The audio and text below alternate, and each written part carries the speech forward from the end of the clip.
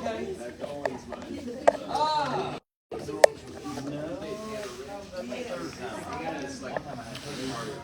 Today is city work session. My sister-in-law, and all kind of centered around her. I just told both yard.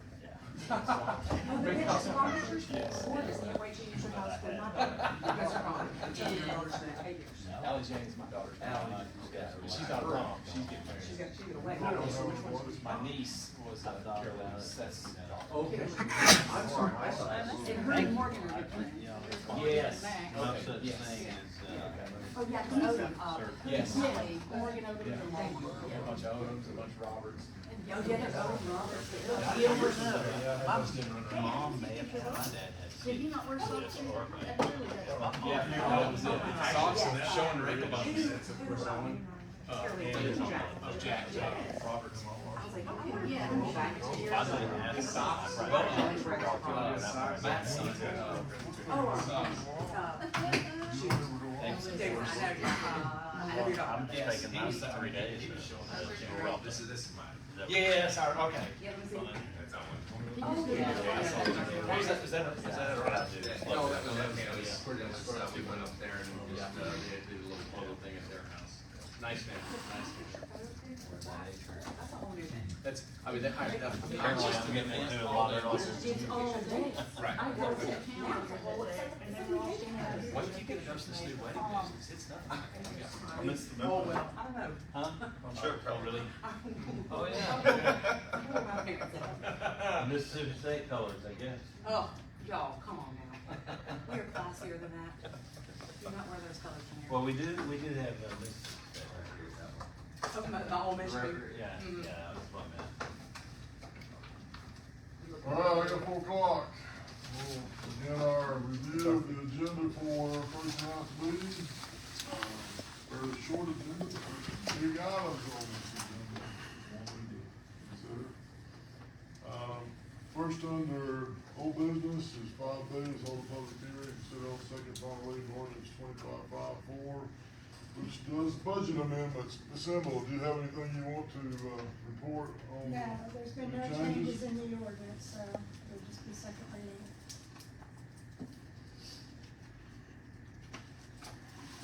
Should we have 7A after 7C on the agenda? Anyway, we'll go to new business, which right now we have 7A, hold a public hearing, consider on first reading ordinance 2555, amending the fiscal year 25 budget for the city of Cookeville, Tennessee. So this budget amendment is relative to 7C, which we'll discuss. Anything else in that budget amendment besides 7C, Brenda? So we'll go into detail on that when we get to 7C.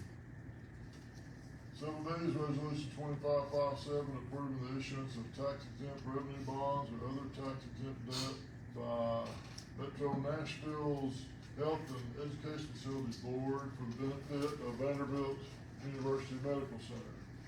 So what this is about is Vanderbilt University Medical Center wants to borrow some money from the Facilities Board of Nashville, with the tax exempt debt, for the purpose of buying helicopters and aircraft for emergency services. And since we are affiliated with Vanderbilt University Medical Center, in particular that they have a helicopter located here in the city of Cookeville, we have to, by the Internal Revenue Code, approve Vanderbilt taking this debt on. So this is like $194 million in debt, but only a portion of that would be used to buy a helicopter to be located in the city of Cookeville.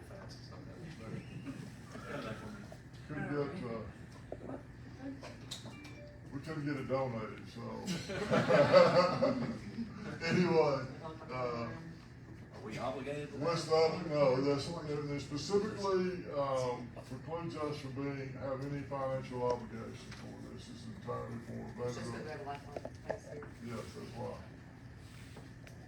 So there's a resolution in your notebooks that gives you some information on more details on this. But it's been reviewed by Dan. I've reviewed the resolution, and again, I think it's specific that if you have the resolution in front of you, you'll go to, under the now therefore is number 3. Shall not result in or impose any financial liability upon or constitute lien upon the property or claim against the state of Tennessee or any political subdivision thereof, including the city of Cookeville, Tennessee. But by the Internal Revenue Code requirement, they're required to get the local government's approval for them to borrow the money, since the helicopter or aircraft will be, one of them will be located here. Any questions? Which is all upside for us to have here. I think it's awesome we've got one here. You definitely want to, we've got one. Yeah, you want to, yeah. I mean, where is the next closest base? Lebanon? But yeah, they have a helicopter here, It says that's it in, here. so we just pop over to the hospital, pick up somebody. That's in our resolution. Nashville, Lebanon, Geraldton, Paris, Oklahoma, Cookeville, Clarksville, Baltimore, Pleasant, and Murfreesboro.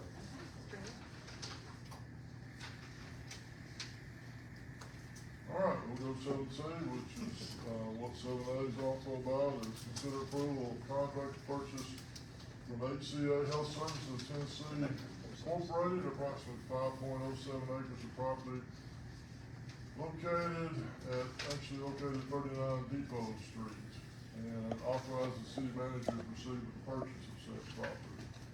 Well, this is a big deal. For the last several months, we've been negotiating with HCA about the property located at 39 Depot Street. There's actually 3 tracks there. I think it says 5.07, the actual sales document says 5.09, we'll get that finalized before Thursday, for a little over 5 acres. So what I'm gonna be asking for from you Thursday night is to approve the entering into a contract with HCA to purchase the property at a price of $3.2 million. And then to also authorize the city manager to proceed with the purchase. We've been looking at this, like I said, for many, many months. Primarily, we'd like to use at least part of it, an acre and a half maybe, for parking for the downtown area. We've also talked about providing some green space. We've also looked at how we utilize the rest of it, would be potentially for commercial and retail purposes. So along that lines, once we purchase this property, assuming the council approves to purchase this property, we would anticipate retaining the services of a local land planning, not local, but a land planning firm to prepare plans for the development of the property. Another couple things to point out about the contract, it's as is. We all know there are some environmental concerns, so to address this, we were currently in conversations with an environmental assessment firm to do another evaluation of this site. We've had some previous ones done, or we have to our availability of previous environmental assessments, so that's how we know there are some concerns. We also know there's some storm drainage, water, and other utilities on the property that will have to be relocated and or upgraded. We also, the contract has certain use restrictions, which primarily prohibit the property from being used by competitors of HCA.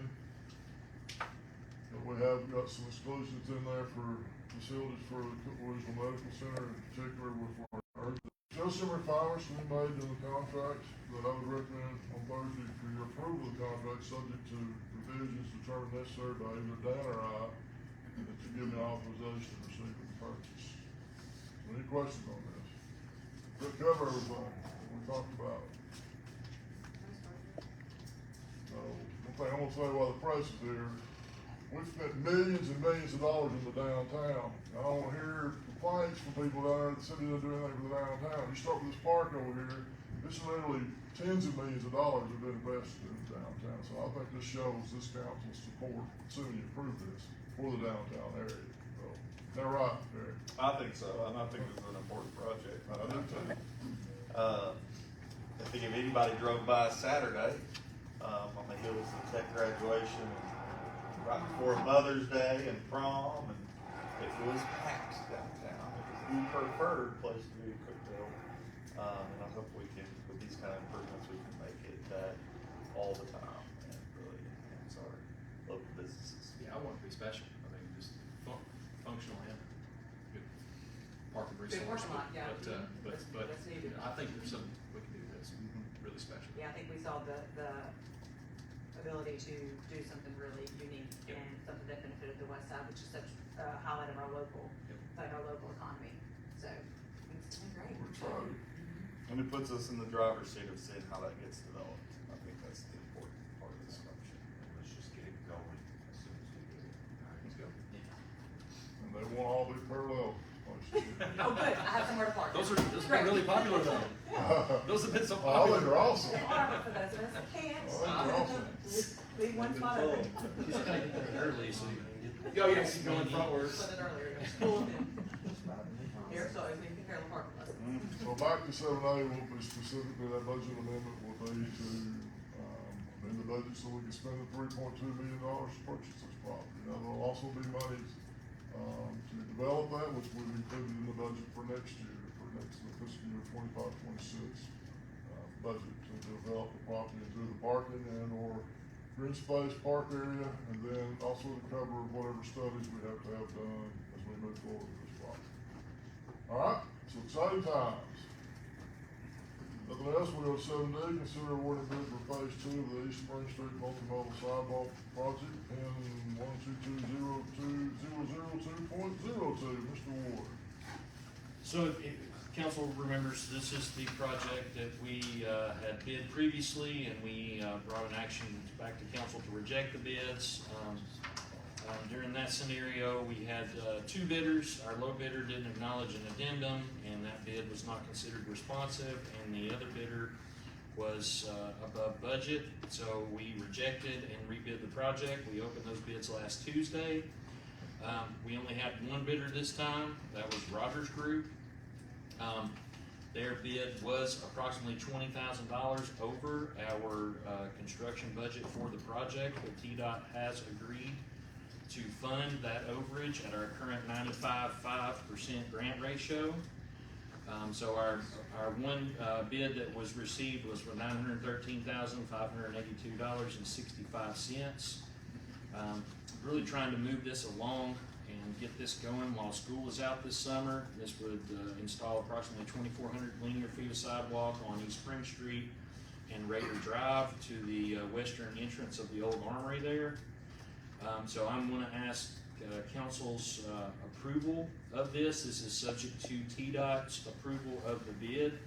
They are currently, the engineer has provided that information to TDOT. There were only a couple of items in the bid that were in question. That was some traffic control cost and some topsoil numbers, but the engineer is confident that TDOT will approve what's been provided. So I'm asking to go ahead and, for council's approval of awarding this bid, subject to TDOT completing their review.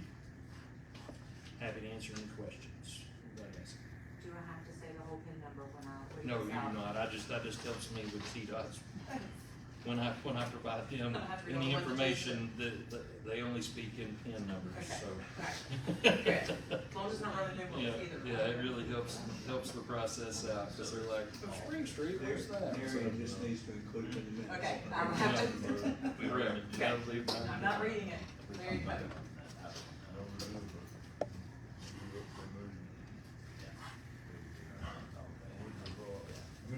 Any other questions on that? I just said these related to that, John, consider approval and authorize city manager to execute an agreement for construction engineering inspection CEI services with HMB Professional Engineers for phase 2 of East Spring Street multimodal sidewalk project. Mr. Ward? So the local programs projects, these multimodal projects, TDOT requires us to have third-party CEI services. We had received RFQs for CEI for this project. HMB submitted on that. They were our CEI engineer for phase 1, so they're very familiar with the project. This agreement for CEI services is for a not to exceed amount of $123,000. The agreement has been reviewed by Dan, and they have accepted all of Dan's required changes, and I expect to have that agreement back to me tomorrow. But I'm just really trying to get ahead of this, and so we can get a pre-construction meeting scheduled, hopefully get this thing, get construction started on that section, on this phase. Any other questions on the sidewalk project? Related items from Cookeville Medical Center. 7F, consider authorizing CRMC to borrow funds not to exceed $13 million to support the development and construction of a new inpatient rehabilitation hospital on the CRMC campus. Now, Tia, you handling this? Yeah, I can speak to that. For several months, we've been negotiating and working with a group called Encompass Health, who is all they do in the country is inpatient rehab facilities. One of the examples is they have the Patricia Neal Center in Knoxville. Absolutely beautiful facility. We've had our inpatient blue roof in, affectionately known as, since the early 90s. I was there when we did that blue roof, and I remember thinking absolutely nothing about semi-private rooms. And now, that's a big deal, right?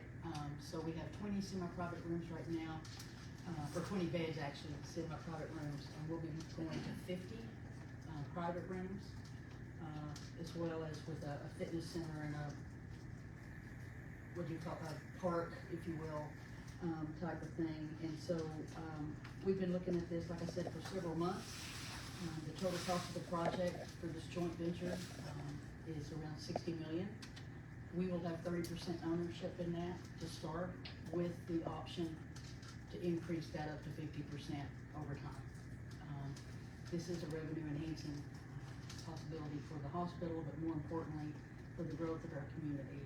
One of the most often complaints that I get are people that are outside of Cookeville who need inpatient rehab and they can't come back home to get that inpatient rehab. It's better for the patient, it's better for their families, it's better for everyone. So we're asking to have an approval for a joint venture with Encompass Health.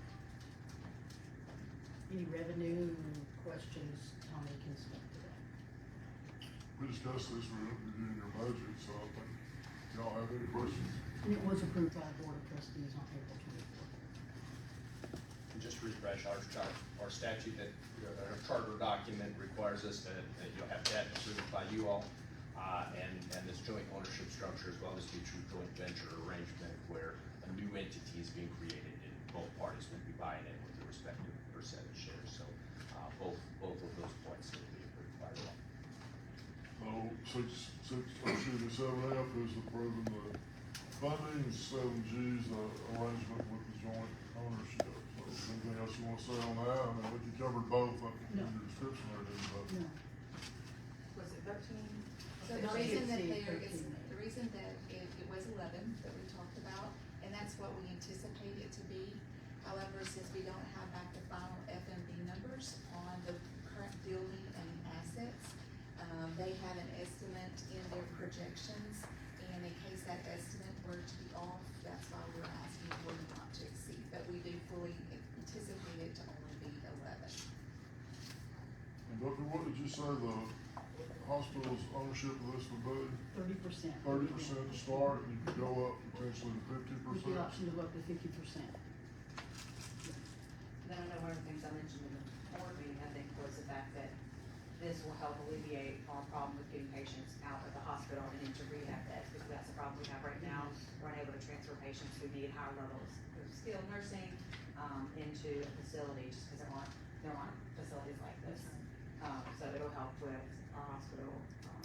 And with our current facility, you know, that obviously there's limitations to what sort of patients can be accepted into the inpatient rehab. This will take a little bit higher acuity, which will help the inpatient load even more.